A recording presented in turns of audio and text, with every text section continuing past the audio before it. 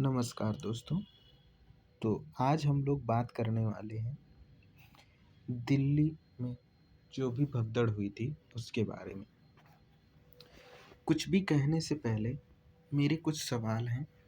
उम्मीद करता हूँ आप लोग उसके जवाब ज़रूर दोगे।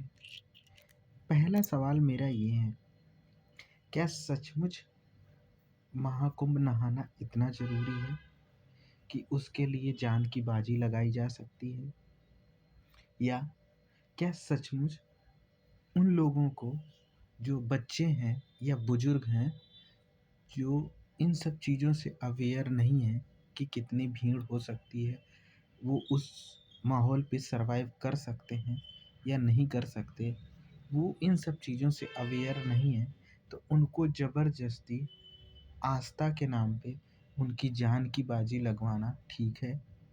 जैसे आपने देखा होगा दिल्ली में जो भगदड़ हुई, उसमें से बहुत सारे बच्चे और बुजुर्ग लोग शामिल हैं, जिनकी आप दोबारा कभी भी आवाज़ हम लोग नहीं सुन सकते या उनके चेहरे की मुस्कान को नहीं देख सकते। तो चलिए दोस्तों, स्टार्ट करते हैं।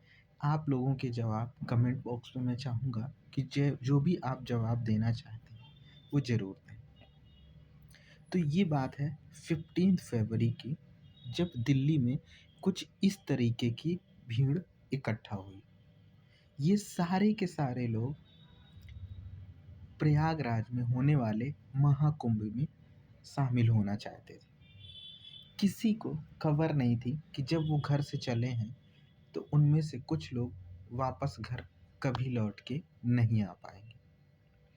आप लोग भीड़ देख के आइडिया लगा सकते हैं कि कितनी भीड़ रही होगी।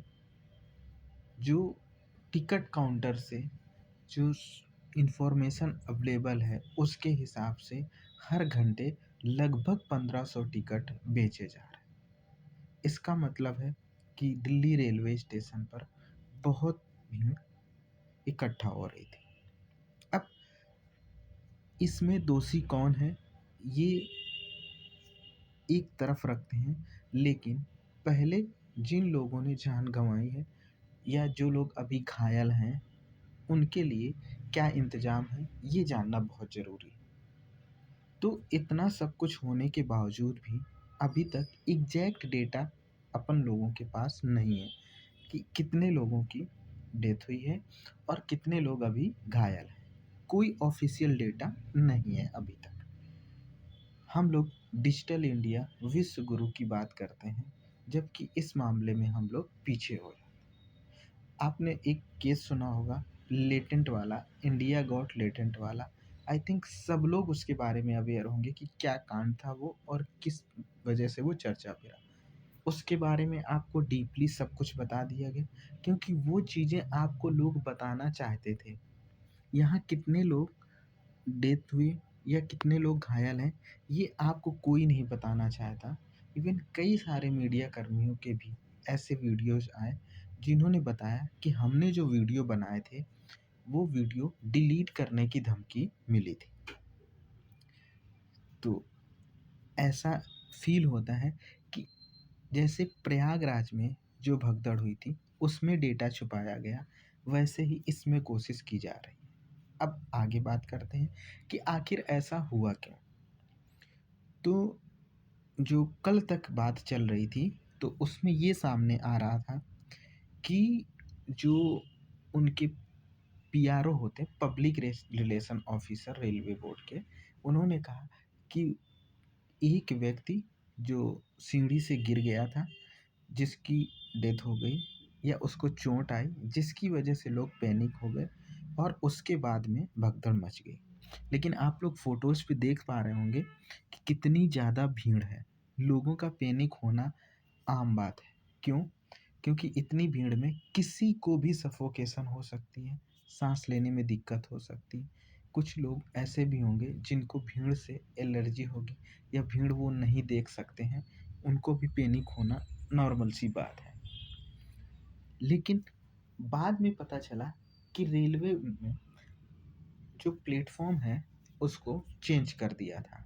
जो 15 और 16 एक साथ प्लेटफ़ॉर्म थे, उसकी जगह अब वो रेल 14 नंबर प्लेटफ़ॉर्म पर आनी थी, जिसके बाद से ये अफ़रा-तफ़री मची, जो कि सेम पुराना जो प्रयागराज में रेलवे स्टेशन पे जो भगदड़ हुई थी, उस कहानी को रिपीट कर दिया। मैं उम्मीद करता हूँ कि आप लोग अपनी-अपनी राय ज़रूर कमेंट करेंगे। अब कुछ चीज़ों पर हम लोग बात करेंगे कि क्या सचमुच इतना अमृत लेना ज़रूरी है कि हम लोग अपने बच्चों को लेके जा रहे हैं? बच्चों को ले जाना क्या सच में इतना ज़्यादा ज़रूरी है कि उनकी जान की परवाह किए बिना हम लोग उनको कहीं भी लिए जा रहे हैं? आप पहले से उस चीज़ के बारे में थोड़ा-सा समझने की कोशिश करिए। क्या प्रयागराज जाना सच में इतना ज़रूरी है? मैं किसी भी आस्था के लिए आपसे मना नहीं कर रहा हूँ, लेकिन जान की बाजी लगाना ठीक नहीं है। अब नेक्स्ट बात पर आते हैं कि हमेशा से ये कहा जा रहा है कि अगर जो आप इतनी ज़्यादा गैदरिंग करना चाहते हैं, तो उसमें सेना का इन्वॉल्वमेंट होना बहुत ज़रूरी है। लेकिन सेना का इन्वॉल्वमेंट कहीं नहीं था। आप नहीं दूसरी सेना ला सकते, तो कम से कम जो यूपी की या पुलिस फ़ोर्स है, उसी को जो भीड़ वाले इलाके में है, वहाँ पर आप उनको तैनात कर सकते थे। इससे क्या होता कि थोड़ा-सा भीड़ पे कंट्रोल किया जा सकता। दूसरा, जितने लोगों जा रहे हैं, क्या सच में उतने जो आपने व्यवस्थाएँ की हैं, वो हैं प्रॉपर? जैसे रेल की हो गई, बस की हो गई या और किसी तरह की? जैसे मेरे साथी लोग जो गए वहाँ पर प्रयागराज कुंभ में, उन्होंने बताया कि वहाँ पर सबसे ज़्यादा किल्लत है तो बेसिक सामान्स की। जैसे आपको वहाँ पर पीने का पानी नहीं मिल पा रहा है, जो खाने-पीने की समस्या है, वो नहीं हो पा रही क्योंकि लोग जो ज़्यादातर लोग हैं वो स्टक हैं चारों तरफ जो रोड्स हैं उनमें। और रेलवे स्टेशन पर बहुत ज़्यादा भीड़ हो रखी है। ओके, तो चलिए आज इतना ही रखेंगे। आप लोग ज़रूर कमेंट करिए कि क्या ये सच में इतना ज़्यादा ज़रूरी है कुंभ में नहाना। आज के लिए इतना ही। Thank you so much.